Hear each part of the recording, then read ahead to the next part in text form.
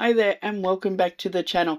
Today's video is going to take you into Lightroom and Photoshop to have a little bit of a play with enhancing the colors in your images when you're shooting with gel lighting. Now, a lot of people think that something like this image was purely in Photoshop, but let me tell you, it's not. They really weren't. Almost all of this happened in camera.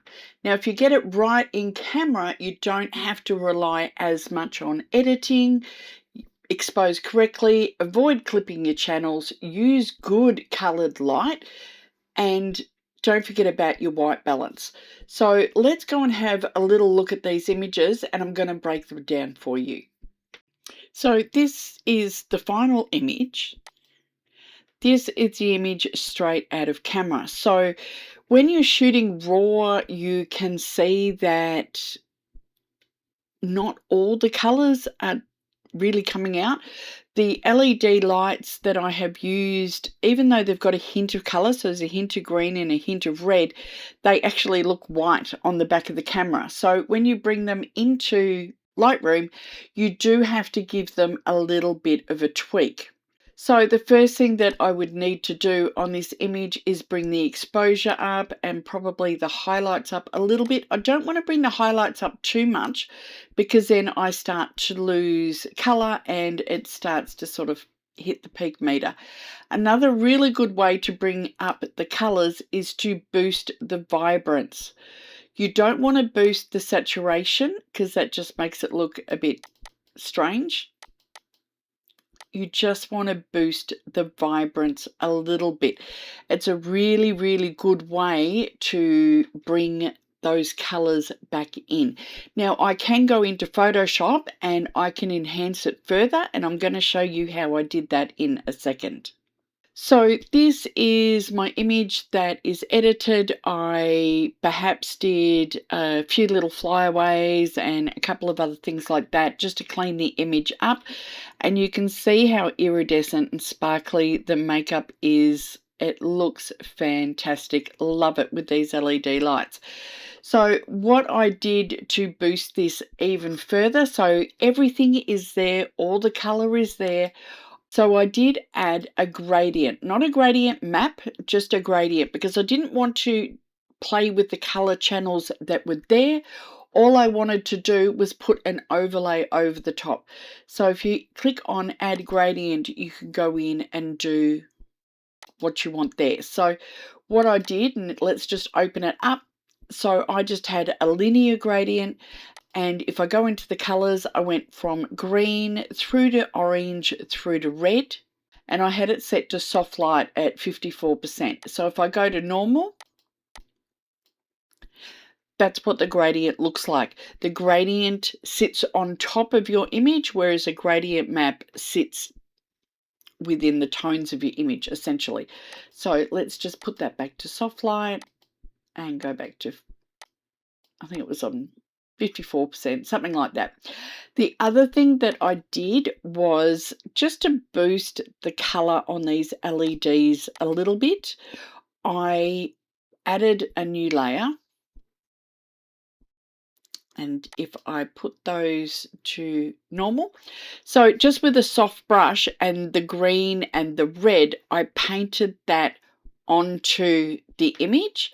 Then I changed it to soft light, and then I dropped the opacity a little bit. You can drop it down even further if you like. You don't have to use soft light. You could use luminosity, although that tends to lose the color. You can change it to color, and that will give you some of your color back on your lights. You could put it to multiply, which really does make the lights color. There's color burn, linear burn.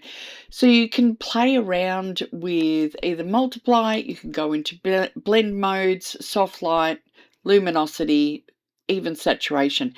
Really have a play and see which one grabs your fancy.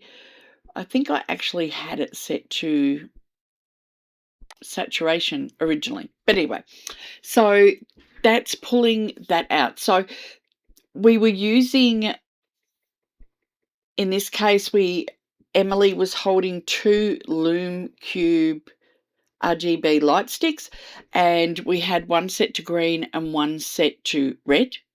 So you can see here, and I had them basically, because she was holding them at an equal distance, it was almost like a split straight down her face and body. So that made it really, really easy to come in and light that. And this was pretty much the only light that we were using on this particular image. So let's go have a look at another one. So this image is from the same shoot, but a slightly different lighting setup. As opposed to having the model holding the light sticks, we were actually using multiple different RGB lights to light up the silver mylar, which was in the background. So we had, I think we had about 4 or 6 different RGB lights. We had them set to blue and green and orange, and there's some pink in there and some red. So we had a whole heap of different colors going. Now this is the edited image. If I then go and have a little look, so let's have a little look at the original one straight out of camera. Now it was quite dark, and I'll show you that in a moment. I did boost the exposure. I also boosted the highlights, but I dropped the whites down.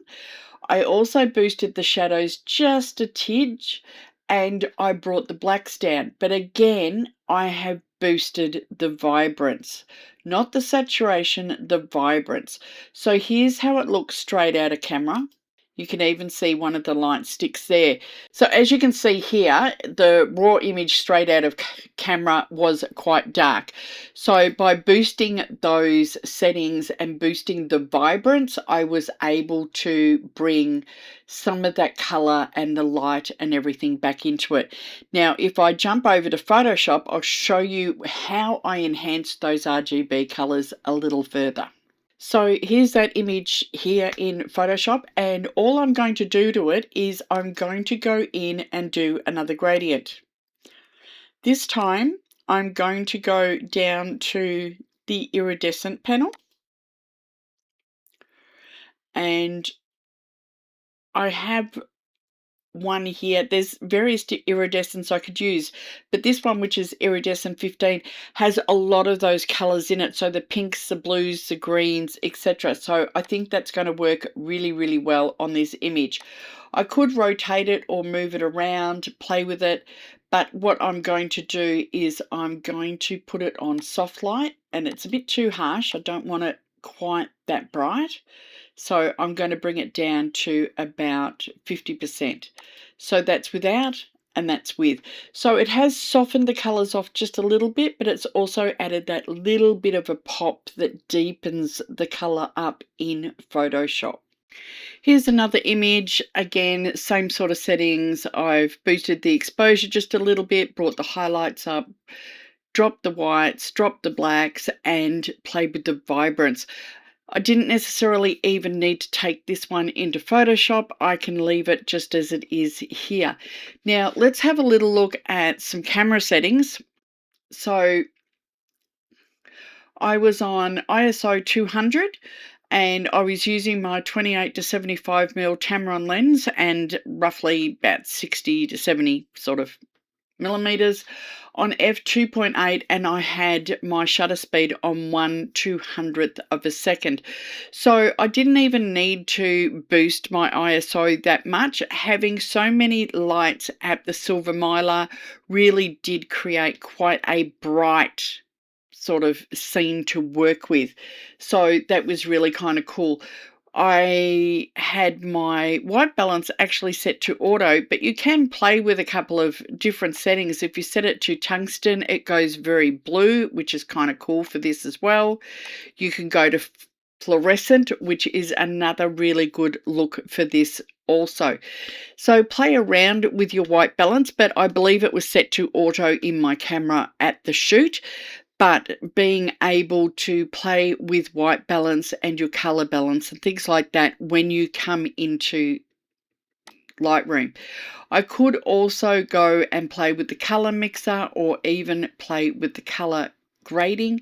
So if I wanted to put a little bit more blues into the shadows and perhaps a little bit more yellow, or actually I might even go sort of a bit more green into the highlights, maybe not quite so much, but you can play around with that. You can play with the blending and the balance. So I probably want it to go more into the blues on that particular shoot, but just have fun. So just remember, when you're playing with RGBs, or even if you're playing with colored gels in the studio, really have fun with your light. Check your white balance, check all your settings, make sure that you're capturing everything really well in camera. Then when you get into Lightroom or Photoshop or whatever program that you're using, you can then just enhance them. You don't have to create those looks from scratch. Of course, if you didn't have RGBs in the studio, you could do this in Photoshop, but that's a whole other different story. So that's it for today. I hope you found it helpful. I hope you found it inspiring. Let me know in the comments down below what you thought, and I will see you next time on YouTube. Don't forget to give us a thumbs up, maybe subscribe, hit that little bell for notifications, and I'll see you soon. Bye.